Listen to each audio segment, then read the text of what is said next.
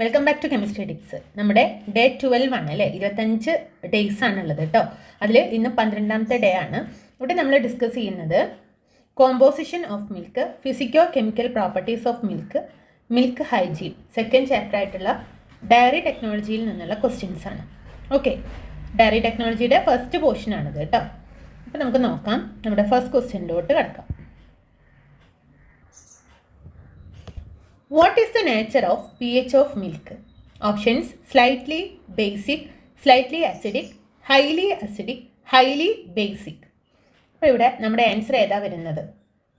Nature of pH of milk ആണ് ചോദിച്ചിരിക്കുന്നത്. Milk എന്ന് പറയുന്നത് സ്ലൈറ്റ്ലി അസിഡിക് ആണ്. നമുക്കറിയാം, നമ്മൾ വാല്യൂ നോക്കിക്കഴിഞ്ഞാൽ 1 to 7 വരുമ്പോഴാണ് pH വാല്യൂ 1 to 7 വന്ന ആസിഡാണ്. അപ്പോൾ മിൽക്കിൻ്റെ കേസിൽ ഏകദേശം 6.5 to 6.7 ഈ ഒരു റേഞ്ചിലാണ് pH വാല്യൂ. അങ്ങനെ വരുമ്പോൾ ഇപ്പോൾ 3ഉം 4ഒക്കെ ആണെങ്കിൽ നല്ല അസിഡിക് ആയിരിക്കും അല്ലേ. പക്ഷേ ഇവിടെ എന്താണ്, ന്യൂട്രലിനോട് അടുത്ത വാല്യൂ, അതുകൊണ്ട് സ്ലൈറ്റ്ലി അസിഡിക് ആണ്. അപ്പോൾ pH ഓഫ് മിൽക്ക് എന്ന് പറയുന്നത് ഒന്ന് നോട്ട് ചെയ്ത് വയ്ക്കാം. പിന്നെ ഇവിടെ മിൽക്കിൽ ഏത് ആസിഡാണ് പ്രസൻ്റ് ആയിട്ടുള്ളതെന്ന് നിങ്ങൾക്ക് അറിയോ? അസിഡിക്കാന്ന് പറഞ്ഞു.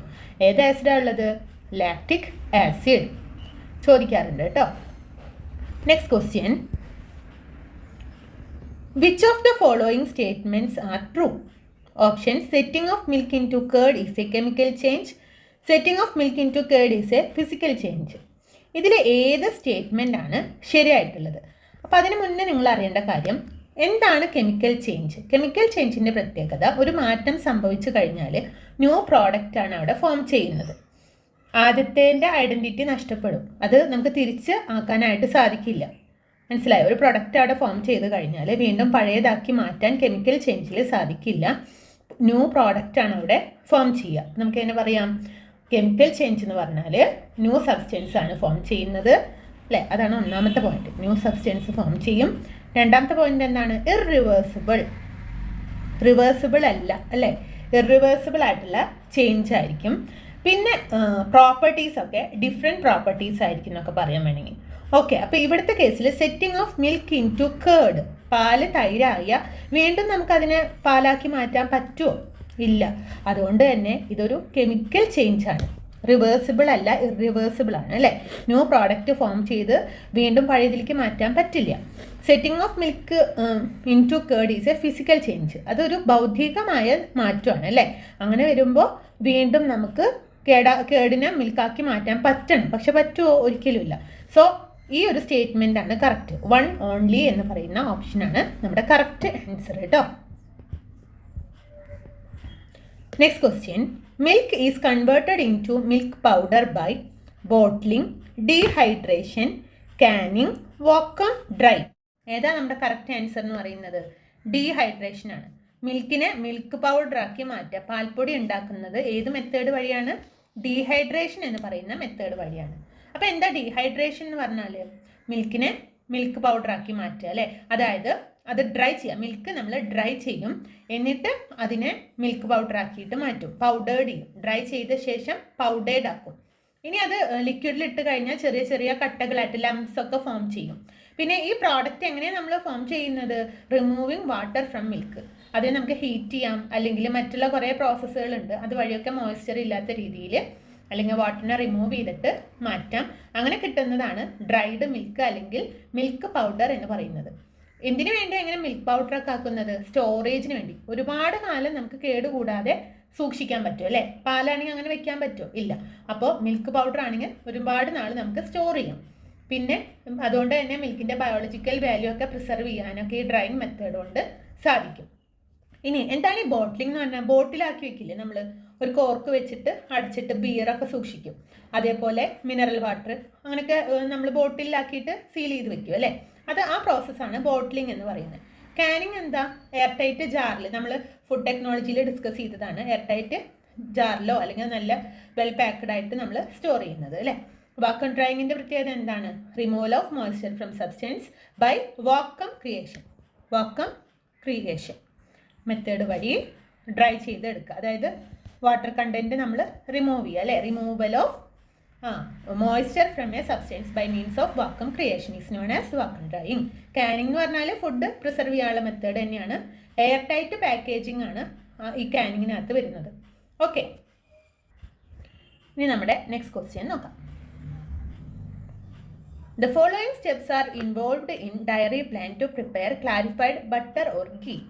Options: milk is pasteurized, the milk is set into curd, curd is churned in centrifuge to separate butter, butter is heated to get clarified butter, filtered and packed. Which of the following above statements are physical changes and chemical changes? അപ്പോൾ ഇവിടെ ഒരു 5 statements simple ആയിട്ടുള്ളതാണ് പറഞ്ഞിട്ടുണ്ട്. ഇതിൽ ഏതൊക്കെയാണ് physical change, ഏതൊക്കെയാണ് chemical change, ഇതാണ് നമ്മുടെ ക്വസ്റ്റ്യൻ. ഞാൻ പറഞ്ഞു ഫിസിക്കൽ ചേഞ്ചിൻ്റെ പ്രത്യേകത എന്താണ്? അത് നമുക്ക് ഒരു റിവേഴ്സിബിൾ ആയിട്ടുള്ള പ്രോസസ്സാണ് അല്ലേ. അതിൽ നിന്ന് ഒരു ചേഞ്ച് ഉണ്ടായാലും ആദ്യത്തെ പോലെ ആക്കാനായിട്ട് പറ്റും. ഒരു ന്യൂ പ്രോഡക്റ്റ് ഒന്നും അവിടെ ഫോം ചെയ്യുന്നില്ല. കെമിക്കൽ ചേഞ്ച് ആണെങ്കിൽ ഇറിവേഴ്സിബിൾ ആണ്. അതിൻ്റെ കെമിക്കൽ കോമ്പോസിഷന് മൊത്തത്തിൽ ചേഞ്ച് വന്നിട്ട് പുതിയ പ്രോഡക്റ്റ് ഫോം ചെയ്യും. ഇനി ആദ്യത്തെ നോക്കാം. Milk is pasteurised. അപ്പോൾ ഫിസിക്കൽ ചേഞ്ചിന് നമുക്കിവിടെ പി എന്നും കെമിക്കൽ ചേഞ്ചിന് സി എന്നും ഇട്ട് കൊടുക്കാം. അപ്പോൾ ആദ്യത്തേത് മിൽക്ക് ഈസ് പാസ്ചറൈസ്ഡ്. അപ്പോൾ നോക്കുക, നിങ്ങൾ പാസ്ചറൈസ് ചെയ്യാന്ന് പറഞ്ഞാൽ വീണ്ടും പഴയ പോലെ ആക്കാൻ പറ്റില്ലേ? മൈക്രോ ഓർഗാനിസത്തിനൊക്കെ റിമൂവ് ചെയ്ത് വീണ്ടും പുറത്ത് വെച്ച് വീണ്ടും പഴയ പോലെ ആവും അല്ലേ? സോ അത് ഫിസിക്കൽ ചേഞ്ചാണ്, ഒരു ന്യൂ പ്രോഡക്റ്റ് ഒന്നല്ല, അപ്പോഴും മിൽക്ക് തന്നെയാണ്. ദെൻ മിൽക്ക് ഈ സെറ്റ് ഇൻ ടു കേർഡ്. കേർഡാക്കി മാറ്റുന്നത് നമ്മൾ പറഞ്ഞു പുതിയ പ്രോഡക്റ്റാണ്, ഇറിവേഴ്സിബിൾ ആണ്, കെമിക്കൽ ചേഞ്ചാണ്. Curd is turned in centrifuge to separate butter. വീണ്ടും ബട്ടർ അതിലിട്ടിട്ട് കേർഡാക്കി മാറ്റിക്കൂടെ? സോ അത് ഫിസിക്കൽ ചേഞ്ചാണ്. ഓക്കെ, ഇനി butter is heated to get clarified ghee. Butter heat ചെയ്ത് ഗീ ഉണ്ടാക്കി കഴിഞ്ഞാൽ ഗീനെ വീണ്ടും ബട്ടറാക്കാൻ പറ്റുമോ? ഒരിക്കലുമില്ല. സോ അത് chemical change. Filtered and packed, അത് പുതിയ പ്രോഡക്റ്റ് അവിടെ ഫോം ചെയ്യുന്നൊന്നുമില്ല അല്ലേ, ഉള്ള സാധനത്തിന് തന്നെ ഫിൽറ്റർ ചെയ്ത് പാക്ക് ചെയ്തേക്കാണ്. സോ അത് ഫിസിക്കൽ ചേഞ്ച്. അപ്പോൾ ഏതൊക്കെയാണ് physical change? A C E physical change ഇവിടെ വന്നിട്ടുണ്ട്. കെമിക്കൽ ചേഞ്ചിൽ ബിയും ഡിയും ആണ്. സോ നമ്മുടെ കറക്റ്റ് ആൻസർ ഏതായിരിക്കും? ഈ പറയുന്ന ഓപ്ഷനാണ്. ക്ലിയർ ആയോ? അടുത്ത ക്വസ്റ്റ്യനിലോട്ട് പോവാം. Milk mixes with water due to options: very good cohesion, very good adhesion, very good surface tension, very good vapour pressure. എന്തുകൊണ്ടാണ് വാട്ടറുമായിട്ട് മിൽക്ക് ഇത്ര നന്നായിട്ട് മിക്സ് ആവുന്നത്? അപ്പോൾ എന്തുകൊണ്ടായിരിക്കും? യെസ്, അഡേഷനാണ് അവിടെ വരുന്നത് അല്ലേ. വെരി ഗുഡ് അഡേഷനാണ് അവിടെ ആൻസറായിട്ട് പറയുന്നത്. ഓക്കെ, അപ്പം നമുക്ക് മാർക്ക് ചെയ്യാം വെരി ഗുഡ് അഡീഷൻ. അപ്പോൾ എന്താ അഡീഷൻ, കൊഹീഷൻ എന്നൊക്കെ പറഞ്ഞു കഴിഞ്ഞാൽ? അഡീഷൻ എന്ന് പറഞ്ഞു കഴിഞ്ഞാൽ attraction between dissimilar molecular species, രണ്ട് സിമിലർ അല്ലാത്ത മോളിക്കുലർ സ്പീഷീസിൻ്റെ അട്രാക്ഷനാണ്. അപ്പോൾ അവർക്ക് തമ്മിലൊരു ഡയറക്റ്റ് കോണ്ടാക്റ്റ് ഉണ്ടായി മാറും. മനസ്സിലായോ? ഡിസിമിലർ പാർട്ടിക്കിൾസ് അതിൻ്റെ സർഫസ് തമ്മിൽ ഒന്നിച്ച് ചേരും. അതിനുള്ളൊരു അട്രാക്റ്റീവ് പവർ ഉണ്ട്, ഒരു ടെൻഡൻസി ഉണ്ട്. അതിൻ്റെ ഫലമായിട്ട് അവർ രണ്ടുപേരും നമ്മൾ മിക്സ് ചെയ്യും. ഇനി ഈ അഡീഷൻ എന്ന് പറയുമ്പോൾ നമുക്ക് എക്സാമ്പിളായിട്ട് ചളിവെള്ളം, അല്ലെങ്കിൽ വെള്ളത്തിൽ ചളിയും കൂടി ആകുമ്പോൾ ചളിവെള്ളമായിട്ട് മാറും അല്ലേ, മഡി വാട്ടർ. അതെന്താണ്? അഡീഷനാണ്. മനസ്സിലായോ? ഇനി കൊഹെഷൻ എന്ന് പറഞ്ഞാൽ എന്താണ്? ഒരു ഫോഴ്സാണ്, മോളിക്യൂളിൻ്റെ ഇടയിലുള്ള ഫോഴ്സ്. അത് സിമിലർ നേച്ചറിലുള്ളതായിരിക്കണം, അപ്പോഴാണ് അങ്ങനെ ഒരു ഫോഴ്സ് ഈ മോളിക്യൂൾസിൻ്റെ ഇടയിൽ ഉണ്ടാവും. Cohesion is a force between the molecule that are all of a similar nature. മനസ്സിലായോ? അപ്പോൾ ഇവിടുത്തെ ആൻസർ എന്താണ്? എ വെരി ഗുഡ് അഡീഷൻ ആണ് കേട്ടോ. ഇനി നെക്സ്റ്റ് ക്വസ്റ്റ്യനിലോട്ട് പോവാം. Which of the following is a set of chemical change? Mixing of sugar in milk, setting of milk into the curd, making cottage cheese from milk, making buttermilk from curd. വീണ്ടും ചോദിച്ചിരിക്കുന്നത് chemical change ആണ് കേട്ടോ. അതൊക്കെ പല question പേപ്പറിൽ വന്നിരിക്കുന്ന question ആണ്. അപ്പോൾ നിങ്ങൾ സിമ്പിളാണെന്ന് വിചാരിച്ച് തെറ്റിക്കരുത്, ശ്രദ്ധിക്കണം കേട്ടോ. അപ്പോൾ ഇതിലിപ്പോൾ എന്താ പറയുന്നത്? Which of the following is a set of chemical change എന്നാണ് അല്ലേ. അപ്പോൾ കെമിക്കൽ ചേഞ്ച് ഏതാണെന്ന് നോക്കണം. അപ്പോൾ mixing of sugar in milk, മിൽക്കിൽ ഷുഗർ ആഡ് ചെയ്തു എന്ന് കരുതി അവിടെ ഒരു പുതിയ പ്രോഡക്റ്റ് ഫോം ചെയ്യുന്നുണ്ടോ? ഇല്ല, മിൽക്ക് തന്നെയാണ് അപ്പോഴും അല്ലേ, ടേസ്റ്റ് മാത്രം ചേഞ്ച് ആവുന്നുള്ളൂ. സോ അതൊരു ഫിസിക്കൽ ചേഞ്ചാണ്. പിന്നെ setting of milk into the curd, അതൊരു കെമിക്കൽ ചേഞ്ചാണ്. Making cottage cheese from milk, മിൽക്കിൽ നിന്നും കോട്ടേജ് ചീസ് ഉണ്ടാക്കുന്നത് നമുക്കൊരു പുതിയ പ്രോഡക്റ്റ് കിട്ടുകയാണ്. Making butter milk from curd, തിരിച്ചു വെക്കാനായിട്ട് പറ്റും. അപ്പോൾ ഏതൊക്കെയാണ്? ഓപ്ഷൻ ബി ആൻഡ് സി ആണ്. ഓക്കെ, ബി ആൻഡ് സി, ഇതാണ് ആൻസർ വരുന്നത് കേട്ടോ. ഓക്കെ, അപ്പോൾ നമ്മുടെ അടുത്ത ക്വസ്റ്റ്യനിലോട്ട് പോവാം. Milk is an example of suspension, gel, emulsion, form. നമുക്കറിയാം അല്ലേ മിൽക്ക് എന്താണെന്ന്. കെമിസ്ട്രിയിലൊക്കെ നമ്മൾ എക്സാമ്പിൾ പലതവണ പഠിക്കുന്നതാണ്. മിൽക്ക് എന്ന് പറഞ്ഞാൽ എന്താ? എമൽഷനാണ്. രണ്ട് ഡിസ്പേഴ്സ്ഡ് ഫേസും ഡിസ്പേർഷൻ മീഡിയവും രണ്ടും വരും എമൽഷൻ എന്ന് പറയുമ്പോൾ അല്ലേ. അപ്പോൾ എമൽഷനിൽ വരുന്നതാണ് എഗ്ഗ്, യോക്ക്, ബട്ടർ, മയണീസ് ഒക്കെ, മിൽക്കൊക്കെ നമ്മുടെ എമൽഷനിൽ വരുന്നതാണ്. അപ്പോൾ ഒന്ന് നോട്ട് ചെയ്ത് വെച്ചോളൂ. ലിക്വിഡ് ഫേസ് ആണ് അല്ലേ. ഡിസ്പേഴ്സ്ഡ് ഫേസും ഡിസ്പേർഷൻ മീഡിയ രണ്ടും ലിക്വിഡ് ആണെങ്കിലാണ് എമൽഷൻ വരുന്നത്. ഓക്കെ, ഇനി അടുത്ത question. Method of cleaning milk production include following things. Options: health of the herd, clean animal, clean surroundings, all above. Easy ആയിട്ട് പറയാം. എല്ലാതും നമ്മളിപ്പോൾ ആടിനെയാണ് കറക്കുന്നതെങ്കിൽ അതിനും നല്ല ഹെൽത്തി ആയിട്ടുള്ളതായിരിക്കണം അല്ലേ, ക്ലീൻ ആയിരിക്കണം, ഹെൽത്തി ആയിരിക്കണം, സറൗണ്ടിങ്സും ക്ലീൻ ആയിരിക്കണം. അങ്ങനെയാണെങ്കിൽ മാത്രമല്ലേ നമുക്കൊരു നല്ല രീതിയിൽ ക്ലീൻ ആയിട്ടുള്ള മിൽക്ക് കിട്ടുള്ളൂ. അപ്പോൾ ഓൾ എബോവ് എന്നുള്ളതാണ് നമ്മുടെ ആൻസർ വരുന്നത്. ഒന്ന് നോട്ട് ചെയ്താൽ മതി കേട്ടോ. അല്ലെങ്കിൽ ഇപ്പോൾ ഇൻഫെക്റ്റഡ് ആയിട്ടുള്ള ഹേർഡൊക്കെ ആണെങ്കിൽ പലതരത്തിലുള്ള അസുഖങ്ങൾ ട്രാൻസ്മിറ്റ് ചെയ്യാനായിട്ട് സാധ്യതയുണ്ട്. പ്രത്യേകിച്ച് അൺക്ലീൻ ആനിമൽസ് ഒക്കെ ആണെങ്കിൽ സാൽമണല്ല ജേംസൊക്കെ നല്ലോണം ഉണ്ടാവും. മനസ്സിലായോ? അതുപോലെ അൺഹൈജീനിക് ആയിട്ടുള്ള എൻവയോൺമെൻ്റ് ആണെങ്കിൽ അവിടെ ഗ്രീൻ ഹൗസ് ഗ്യാസസ് ഒക്കെ പ്രൊഡ്യൂസ് ചെയ്യും, ക്ലൈമറ്റ് ചേഞ്ചിന് വരെ കാരണമായിട്ട് തീരും.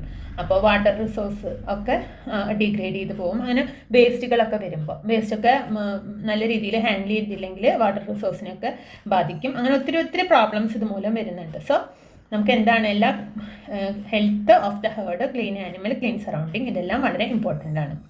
ഓക്കെ, ഇനി നെക്സ്റ്റ് ക്വസ്റ്റ്യൻ നോക്കാം. The bacterial action in milk is options acidic, alkaline, neutral, saline. ഇവിടെ എന്താ വരുന്നത്? നമുക്കറിയാം ആൻസർ എന്ന് പറയുന്നത് ബാക്ടീരിയൽ ആക്ഷൻ ഇൻ മിൽക്ക് എന്ന് പറയുന്നത് ഏതാണ്? ഫസ്റ്റ് നമ്മൾ ഡിസ്കസ് ചെയ്ത ക്വസ്റ്റ്യനുമായി റിലേറ്റ് ചെയ്താണ്. അസിഡിക് ആണ് കേട്ടോ. മിൽക്ക് എന്ന് പറയുന്ന അക്വ സൊല്യൂഷനാണ്. അതിൽ പ്രോട്ടീൻസ് ഉണ്ട്, ഫാറ്റ്, കാർബോഹൈഡ്രേറ്റ്, വൈറ്റമിൻ, മിനറലൊക്കെ ഉണ്ട് അല്ലേ. വാട്ടർ കണ്ടൻറ്റ് വലിയ തോതിൽ തന്നെ ഉണ്ട്. ഏകദേശം 80% വാട്ടർ വരുന്നുണ്ട്. പിന്നെ pH എന്ന് പറഞ്ഞാൽ നമ്മൾ പറഞ്ഞു ഒരു 6.5 to 6.78 ആ ഒരു റേഞ്ചിലാണ് pH വാല്യൂ വരുന്നത്. പിന്നെ മിൽക്കിൽ തന്നെ നമുക്ക് പലതരത്തിലുള്ള, അതായത് ഗ്രാം പോസിറ്റീവ് ആയിട്ടുള്ളതും ഗ്രാം നെഗറ്റീവ് ആയിട്ടുള്ളതുമായ ബാക്ടീരിയാസ് കാണുന്നുണ്ട്. ഗ്രാം പോസിറ്റീവ് ബാക്ടീരിയയിൽ വരുന്നതാണ് ലാക്ടോബാസില്ലസ്, കൊറിൻ ബാക്ടീരിയം, മൈക്കോ ബാക്ടീരിയം, അങ്ങനെയുള്ള ആൾക്കാർ. സ്ട്രെപ്റ്റോകോക്കസിനൊക്കെ അറിയില്ലേ? സ്ട്രെപ്റ്റോകോക്കസ് ഒക്കെ നമ്മൾ ഗ്രാം പോസിറ്റീവ് വരുന്നത്. അതുപോലെ തന്നെ gram negative bacteria Escherichia, Enterobacter, Staphylococcus, Pseudomonas, Salmonella, അങ്ങനെ കുറേ ആൾക്കാർ, ഷിഗല്ല, ഇതൊക്കെ വരുന്നുണ്ട്. അപ്പോൾ ലാക്ടോബാസില്ലസ് ബാക്ടീരിയ ലാക്ടോസിനാണ് ആക്ട് ചെയ്യുന്നത്.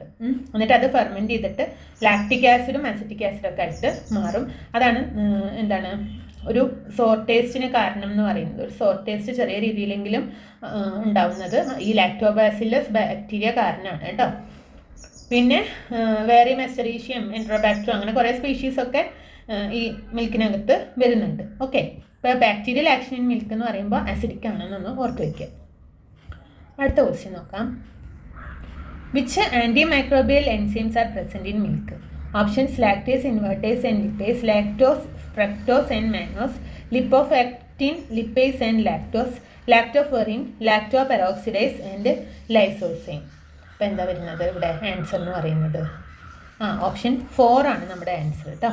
Lactoferrin, lactoperoxidase and lysozyme.